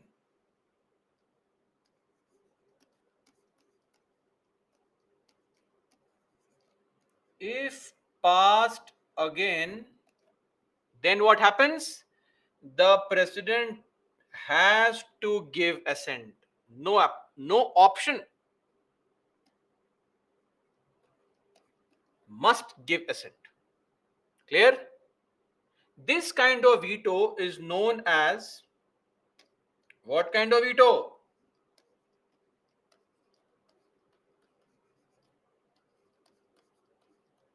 Suspensive veto. Why suspensive? Because it has not prevented the passage of bill, but for a temporary period suspended the passage of bill. It has not prevented. The bill was passed only eventually, but for a small period, the delay has happened. This is a real power of president actually. He can cause a delay. Okay, that's there. Why forceful assent? See, the idea being he's a nominal head. If the will of majority, if the parliament, elected representatives are doing something, then we cannot allow the president to hijack these things. That's there. Okay. There is no time period to scrutinize the bill. Let me clarify, time is not mentioned anywhere, which brings us to the next type of veto, and this is an amazing power of the president. And what is this power? Third kind. Let's use white now. That's the only one left. The president gets the bill and does what?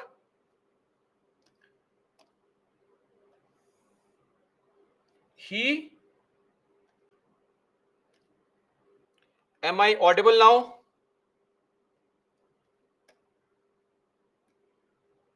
All okay?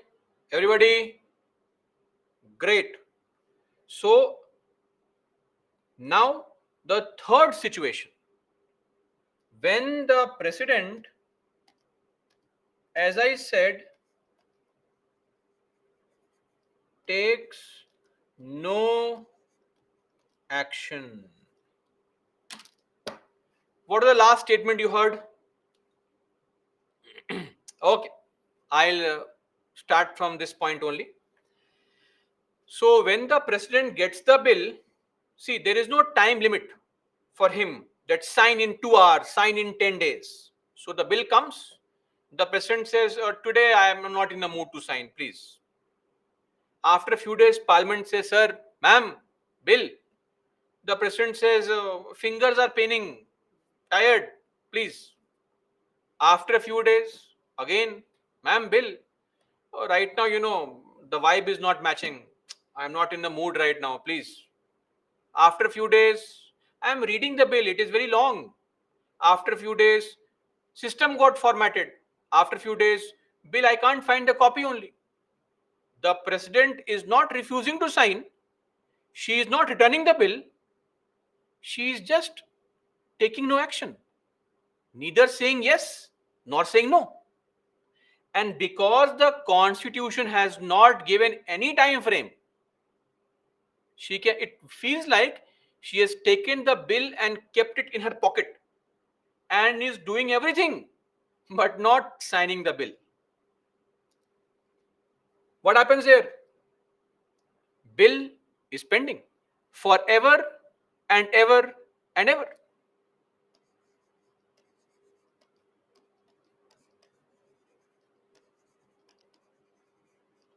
Now, don't you think this is an amazing power? This is the power which is referred to as what kind of veto? Pocket veto. Okay? Something you'll understand better.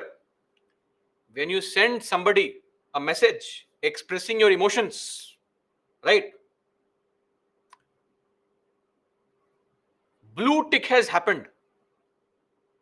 The person received the text, but no response has come. Neither yes nor no. You can still see the DP. You have not been blocked. But yes is also not coming. What is this? Pocket veto. Are we clear on this? This is what is called pocket veto. I hope this example makes more sense. So this is the real power. Actually, this is a very genuine power of the president because no time frame is fixed. So one more thing, these vetoes are not mentioned in the constitution. It is just implied that because there is no time frame for the president to decide, he or she can take forever to decide. That's it. So veto powers in case of ordinary bills. Done.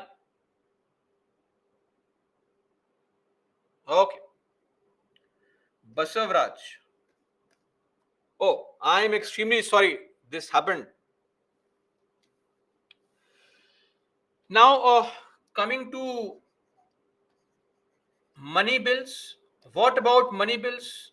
In case of money bills, the constitution says that the president cannot return the money bills. President can't return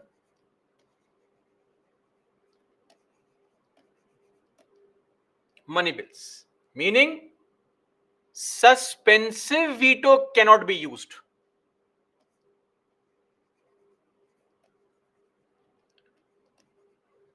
Suspensive veto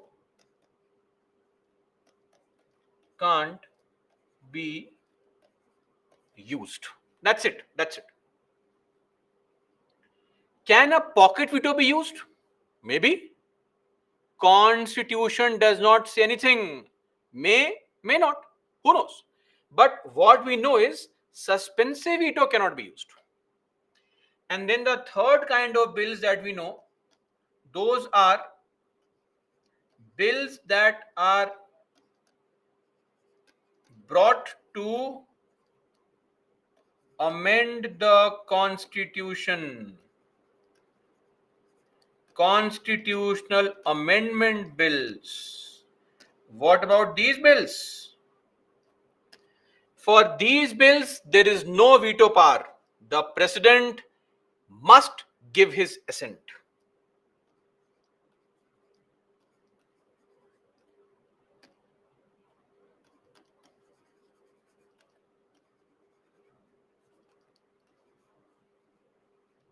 Must give assent or approval.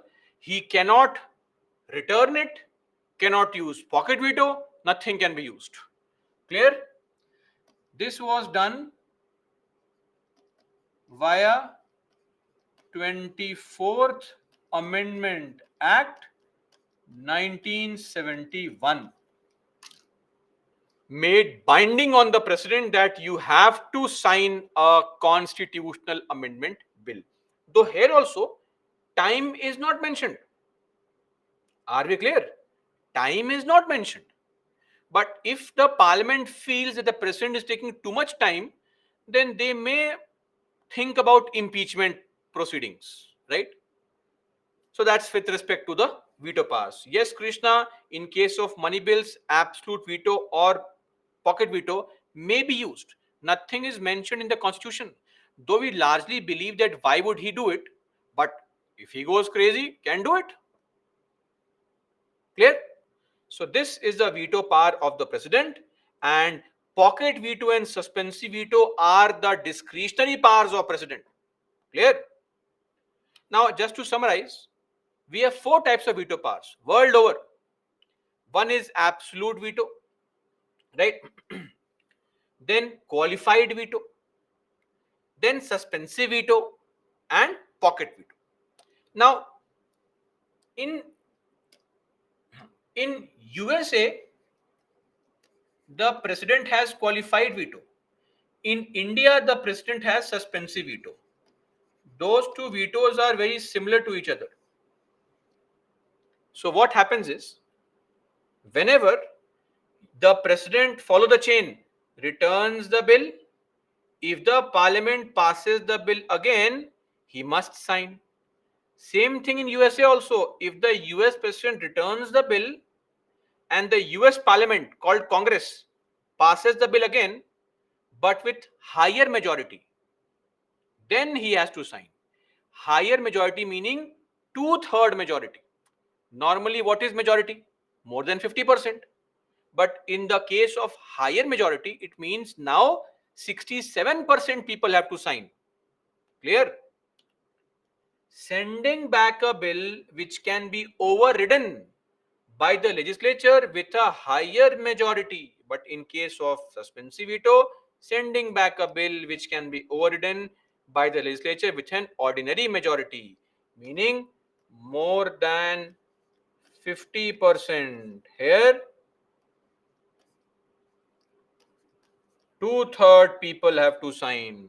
Clear? And pocket veto is there in both countries. It is there in India also, USA also. But in USA, the time frame is fixed. Time to give assent. How much time? 10 days. In India,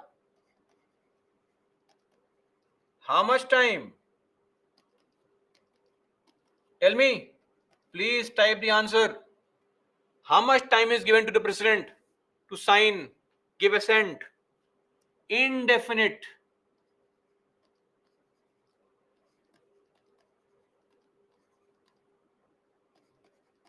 No fixed time frame. Take as long as you want. This is the veto power, the last topic under the chapter president. We are done with the topic president. And now, just to summarize, I hope now you understand the position of the president in the constitution.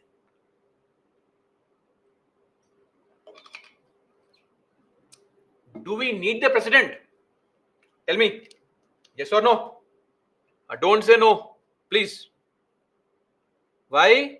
Because there are a lot of situations where the president enjoys discretion to ensure that if a crisis arises, we have somebody who can be neutral.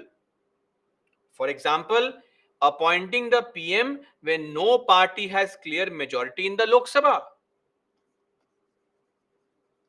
In the case of hung parliament, when no party has majority, hung parliament. Then, number two, dismissing the Council of Ministers, dissolving the Lok Sabha, again, when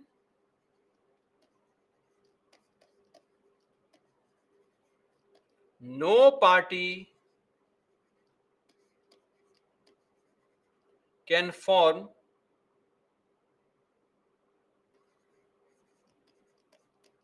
government. Kumkum, sir, in CA can be used pocket veto? No, you cannot. If you try to use pocket veto and cause too much delay, maybe the parliament can start feeling that you are trying to violate the constitution. They can start an impeachment proceeding against you. Are we clear? Then, returning an advice under Article 74, seeking information under Article 78, the pleasure doctrine, pleasure of the president with respect to ministers. Yes or no? And also suspensive and pocket veto. All these are discretionary powers. Please mug up these points. This is the only discretionary power. Nothing beyond this is discretion. When you find something is being done by the president, please rest assured it is done either on the advice of the Council of Ministers or maybe Election Commission of India or Supreme Court, not the own power of president. And in most cases, it is done on the advice of Council of Ministers only. Article 74. That's it. Done.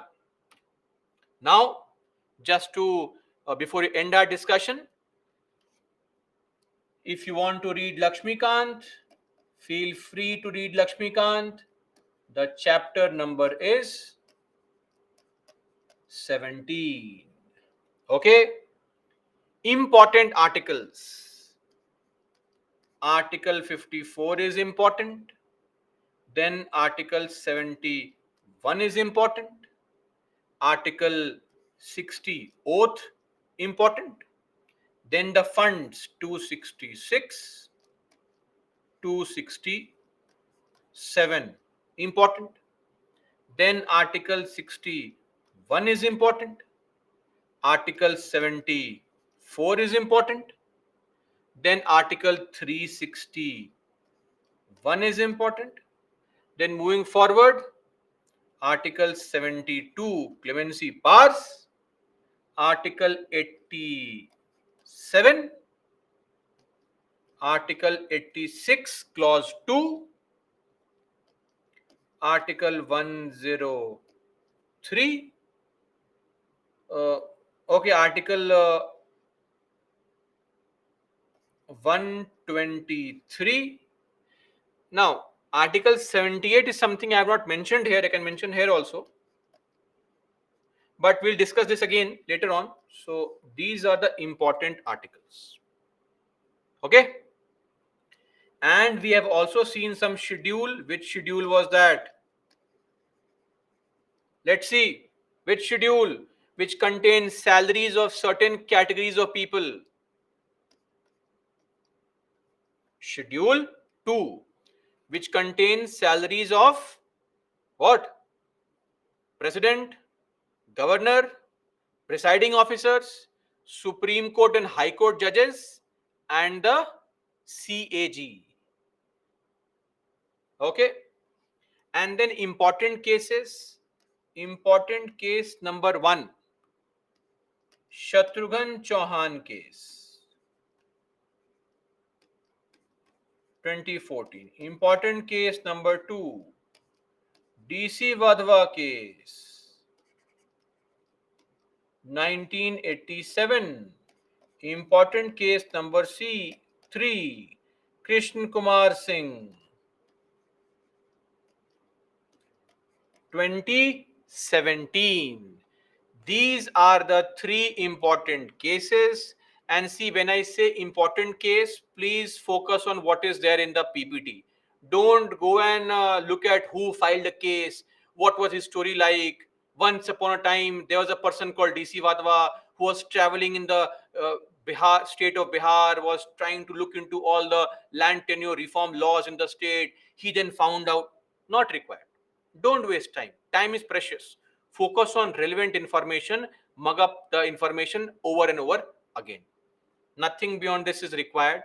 And if you already are following a timetable, I would not like to disrupt that. But those who are beginning to prepare, my advice would be the, should I say, homework? Okay, let's make it homework.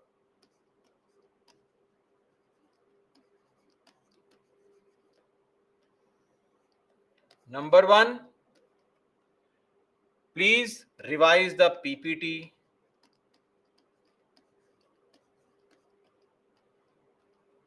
Number 2, that book, Political Theory. Please read at least 3 chapters. Please. It's very easy. NCRT book. Number 3, monthly magazine of July. At least read 40 pages. Okay? And Yojana Kurukshetra. Yojana Kurukshetra, I would prefer if you could finish the gist of the July magazine. Both Yojana and Kurukshetra. That's it. Nothing beyond this. Don't worry. Just read this. Focus on it. That should suffice. No Deepshika, not really important. This is only for 2024 and 2025. Monthly magazine. That's it. Monthly magazine. One more thing. On a daily basis, from the newspaper, read your editorials. Okay? That's it. Done. Clear? Now, let's see questions, if any. Yes, Omkar, possible. Saubhagya, discretionary meaning on his or her own, right? Without, free from any external influence or advice. Matlub, monthly magazine and gist will be on the Byju's website. Google search for that, you will get that information. Sonu, it will be decided by the parliament only. What is the ground of violation because of constitution, because it is not defined, so it is subjective. Yes, Omkar, they can, of course. Yes, Nandishappa, governors also.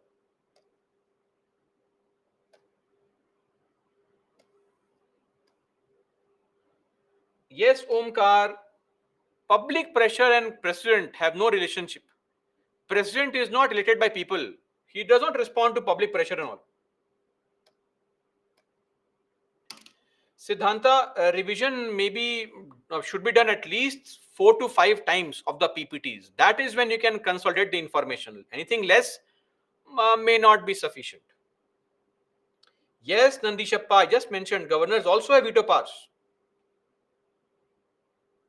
Nandini, read the book. What am I telling you? Read the book. Please. It's easy. Trust me. It's a very smooth, easy read.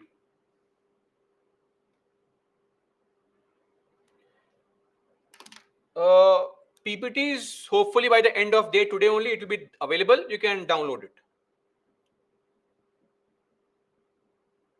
2 point under discretionary power. Second point, what is that? See, whenever any party is or no party is able to form the government, right? I gave the opportunity, but you are not able to get the majority in the Lok Sabha. You have to resign. If no party can form the government, then how to run the country? So I have to dissolve the Lok Sabha and go for fresh elections. Next time we can see that who wins the election and forms the government. Complete Lakshmikant in 10 hours only. Great. That's a surprise, but great. Good for you. Deepshika, you can ignore it. Not required. If you want selective information on something, you can refer to it. Current pleasure of the president. I had mentioned this here. See,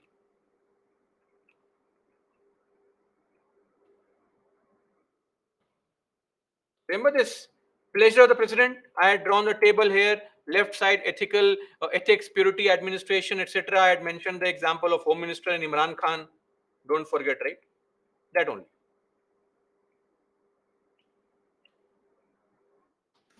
Are we clear? Any more queries, concerns? Durga, you have separate gist of Yojana Kurukshetra. I would prefer if you read that gist.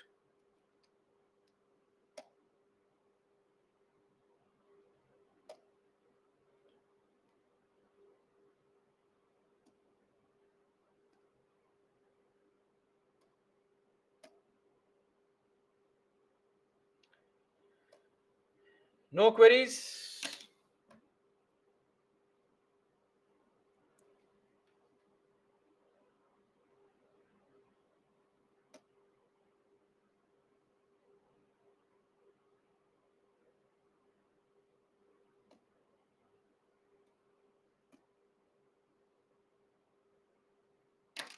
Panela, yes, yes. After dissolution, same party, every party can contest elections. No problem. It has got nothing to do with any party and all. It's okay. Any party can contest elections. What's the harm? No problem whatsoever. Okay. So that should be it, guys.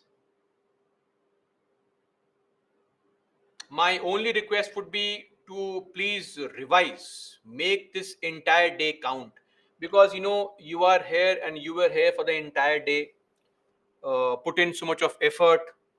Hopefully you were awake most of the time. So let this day not get wasted, because if you don't revise, you'll forget what you learned today. So please revise. Residuary power is not mentioned in the constitution. No, Ragini.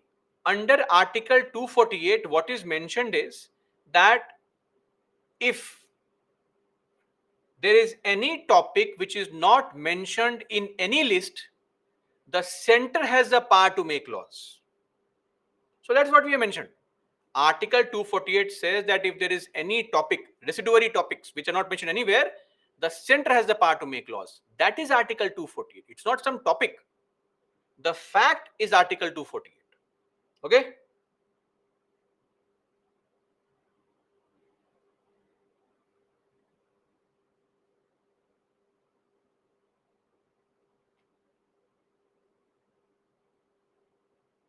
Okay. That's it, guys. And that'll be all for today. Let's meet in the next weekend. Till then, that's all for me. Jai Hind.